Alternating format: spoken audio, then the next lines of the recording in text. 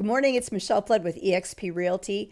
Please like and share this video if you get a chance. Pop over to my YouTube channel and check that out and subscribe if you wouldn't mind. Today we're going to talk about millennials and the fears about their choices as far as going forward and owning a home or even just their economic future. And I actually got this article from the New York Times that we're just going to go through a little bit. We'll just talk about what's in the article and what their real fears are about the market and what's going to happen with our economy and the world at large. So it says lots of us were raised with this mentality of find your passion, be happy, the money will follow. I'm in a good place right now, but it probably won't last. I'm confident and I'm going to die at my desk. By the time he was my age, my dad had 5 kids and a wife, and I can't even imagine having all of those financial obligations. I'm scared. I'm currently making $16.50 an hour, which is not enough for me to live on. It's not enough for anyone to live on, dude. So millennials have real fears, like actual genuine reasons to be fearful about money right now. So a lot of people, myself included, although I don't fall into the baby boomer demographic, at least I don't feel that I do, even though I was born in 1961, I do not identify with people that are 10 years or so older than me at all. You can put me in that box if you want to, but I don't feel that way. But I do have a millennial child. And the thing that I saw in this article that really stood out to me was by the time I was 29 years old, I was already married. By the time I was 31, I was raising Steven, my son. So my husband and I bought our first house when he was 3. And I had bought a second one by the time he was 9 and a third one by the time he was 16. And he's not anywhere near ready to do that. And I don't really blame him. There are a lot of reasons to be fearful. The market is completely out of control. This is part of the reason why the corporate ownership of properties kind of bothers me, because they came in with buttloads of cash and were able to influence the market along with the government dropping interest rates, and it made the inventory scarce. People that had buttloads of cash, those corporations, and even buyers that were coming from other parts of the country where the prices of the houses were already very high, had lots of cash where they could come in and, throw 40, 50, 60, even $100,000 more at a property and get it and overbid people that were just trying to get their very beginning home. And that's why I get a little pissy about it when I see things like what I read in this article about making jokes about millennials not wanting to grow up and still living at home. That's not the truth. They're sort of stuck in a situation in which they really can't move out of their parents' home or stop living with other millennials themselves, because they can't afford to do that if they have jobs that are normal sector jobs. You know what I mean? I remember taking Steven to college night at his high school when he was just getting ready to start his junior year of high school. And this kid already knew in 10th grade that he was going to do nothing to get himself into college. He didn't want to do anything to do the bright futures that Florida offered to get them into school. He wasn't going to take a language and learn it 3 years. He wasn't going to do community service. He didn't want to do any of that because he thought in his mind that if I'm going to spend all this money for college and then I spend the rest of my life paying it off, what's the payback for me? And I was from old school because I graduated in 1980, and I was still of the mind that you should go to college to be able to get a good job, forgetting that both his stepfather and his biological father, neither one of them worked for anyone. So in Steven's mind, the way to make money was not to throw it at a college, but to throw it at himself. So he chose to invest in himself instead of in a college. So he didn't go to school to try to get a better job. He decided to better himself through whatever form he could. He's a very creative person. So he picked up using the camera, and then had been in a band. And so used the camera and the contacts that he made through being in the band for 5-6 years to be able to start his photography career. And at first I was terrified, but the kid knew what he was doing. He was very smart to do it that way and not waste all that money for school. And they do want to work. That's a big lie. I honestly believe everybody would like to work.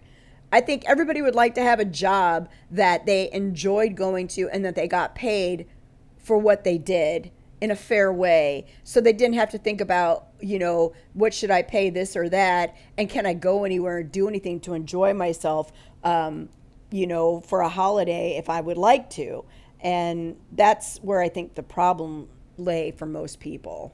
I mean, in no way is my kid and his fiance ready to actually have a wedding or even have children because they can't afford it. And I'm going to say something else about that too. I think that a lot of pressure is put on American society, United States society, for people to be, oh, you're 18, you just graduated out of high school, it's time for you to move the fuck up out of the house. In my ethnic background as of being a Mediterranean Greek person, we always lived multi-generational in our homes. And I think that there's a lot of sense to that being done, because then the burden of fixing or repairing or making payments on a property is spread out over 2 or 3 different people. And when you have people that are growing older, you don't have to put them in a nursing home. You can actually have a little extra money to have somebody come in and help health care while you're trying to work during the day, whatever. And now everybody's together. The older person is not freaking out. You don't have to worry, is your mother, father, grandparent, or even a sibling that might be disabled in a way that needs help, isn't being treated poorly by some stranger because you are in and out of the house. In my kids' place, they're both living in the house. So there's a lot to be said for taking the stigma away from multi-generational living too. And I'm a real estate agent, and I'm telling you, I think that's a good idea. I mean, you could buy way more house if you have 3 incomes to do that with. You know what I mean? There's people even go so far as to look at some of these millennials that are 38 years old and call them geriatric millennials. Like, fuck that. Shut up. They're not old by any stretch of the imagination. They've got 2/3 of their life left to live at this point. So knock that shit off, or even more than that. Well, not more than 2/3, but 2/3 to half of their life is still there. They are struggling to find their place in a system that's rigged against them to begin with. And it's rigged against all of us, actually, but the younger ones, it's really super hard. Millennials are the most educated and diverse generation in U.S. history.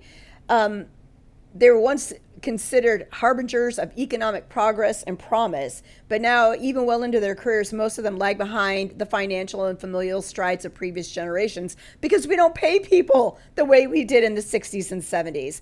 I mean, I think back to growing up where I did in St. Louis, in a predominantly German Catholic neighborhood in St. Louis, and there were modest homes, but these people had, I think the smallest family on my street, besides me, and I was an only child, there were people that had, I think, five kids were the smallest amount. And it went all the way up to 9 or 10 kids.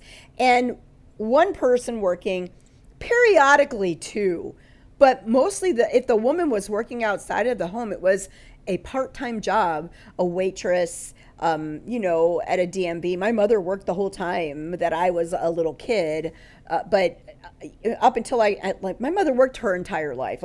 That's really what it was. So, but most of the time back then, you had one parent working and a mother staying at home and raising the kids. So to say that they're smart, they're savvy, but they're just not getting paid what they're worth. Income inequality is a real thing.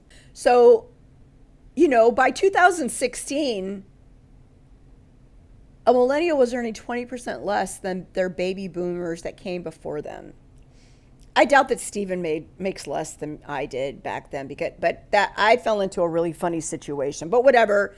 But that's the fact that they were making 20% less at the same stage that the boomer was at that same time in their life. So they take out more debt, which is really terrible. And that's, again, another reason why I'm so glad my son was smarter than I was and said, no, Ma, I ain't going to college. I ain't taking out all that debt. But they do have credit cards. They have way more debt than even what I had at that age. I didn't have a shitload of credit cards, when I first started out. I think I had one like clothing store one that I bought my shit and I paid it off real fast. But I didn't have a major credit card until I was in my almost in my mid 30s, and then after I filed bankruptcy, I didn't get another one until just here recently. So if you go back to even just when I was in my 30s, I was able to own a house, but my kid and his fiance and any other millennial is squeezed in the worst inflation rates of their lifetimes and eye-watering house prices and the precarious fallout of the pandemic. I mean, you could, what else, Now we've got those stupid snails and monkeypox. Jesus Christ, these kids, what are they supposed to do? That's why something has to give. I mean, these are the people that are going to take care of us in our old age, and they're going to be too busy still trying to figure out how to live. And that's why I say taking the stigma away from generational living is a really big and important thing to do. Some of them don't even want the same things that we did, the house, the two cars, the white picket fence. They've changed their minds about what is important to them. Even having kids later is more important to them than when I was 29 and getting married. I was like, holy shit, I better have a baby. But they don't feel that way, and I'm glad some of that pressure is off of them. They also give a fuck about their mental health. And so working for a major green grocery store here and being treated like dog shit and skipped over for promotions and given shitty raises, they were like, fuck this, I'm done. And they walk out of those jobs. Even people that were highly educated, this article points to doctors and nurses and other highly trained, skilled people have walked away from those jobs because their mental health was lacking and they felt undervalued, and that's why my kid decided to start his own business and stay living with us longer. And they don't whine. They're not whining about the situation they're in, and that's a misnomer, and it's something that we as baby boomers need to stop doing, because that's what we do, right? We dog on people for situations they have nothing to do for setting up and losing at the game that they have nothing to do with setting up the rules for. Fuck all of that. Let's change the game so that everybody has a fair shake. That's how I look at things. And that's how I think we all should look at things, because if everyone's prospering, then everybody is doing well. Not just, a few people at the fucking top, which we just continue to seem to vote into office. I know it's Real Estate Channel and I always end up doing this. They also broke the rules about talking about how much do I make with their peers at their jobs and what they do with their money. Where when I was growing up, you didn't tell people that shit. In fact, you lied if you could and made yourself look better than you were, which is why people ended up in so much debt and in bankruptcy numerous times. So much so during the time that I was growing up and a young adult that they had to change the laws on bankruptcy because people were just like, fuck it, I'll put it on a charge card and then I'm just going to write that shit off. That's what they did, and then they changed those rules so you couldn't even do that anymore, right? With even your student loans, right? We could do that before, but these guys couldn't. That, it's fucked up. So when asked too what would change, how much money would change their lives, most of them said 75K. That was like an average. So they're not asking for like a buttload of money to be dropped on them, and they just want to be paid for their work so that they can have a chance to save some of it. They're not going to have babies. They're not going to buy houses. They're not going to make the economy go round. And if we're baby boomers and those are our kids, y'all better think about what that's going to do to the economy. It's going to fuck shit up worse than it is already. Some want to pay their crushing student loan debt before they get out of the house and buy their own place, get married, have children. One person had $144,000 worth of student loan debt. That won't even buy you a house now.